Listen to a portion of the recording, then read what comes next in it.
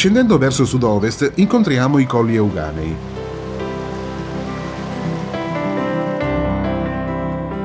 Si tratta di un centinaio di corpi eruttivi dove la natura si accompagna a splendide ville patrizie, dove i vigneti che ricamano le pendici giungono a sfiorare luoghi ricchi di storia, dove la forte antropizzazione dà origine a un parco decisamente diverso.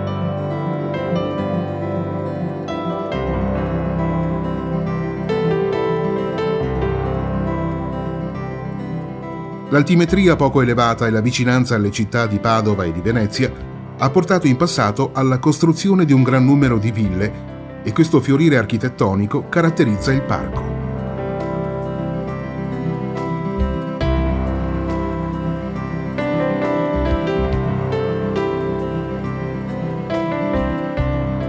La suggestione di questi luoghi ha sempre attratto personaggi illustri. Primo fra tutti il poeta Petrarca, che volle concludere la sua esistenza nella cittadina di Arquà, che conserva tuttora un forte aspetto medievale. Utilizzate dai Romani e ancor prima dai Paleoveneti, l'area euganea è famosa in tutto il mondo per le sue salutari terme.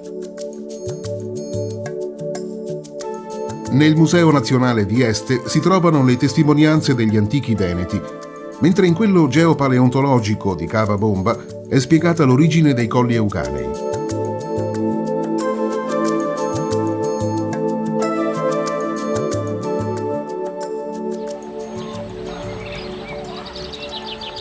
Nei colli sono diffuse numerose e varie specie animali: rospo smeraldino, riccio, volpe, tasso, cinghiale, ma anche di numerosi insetti, rettili e uccelli, fra cui spiccano i rapaci.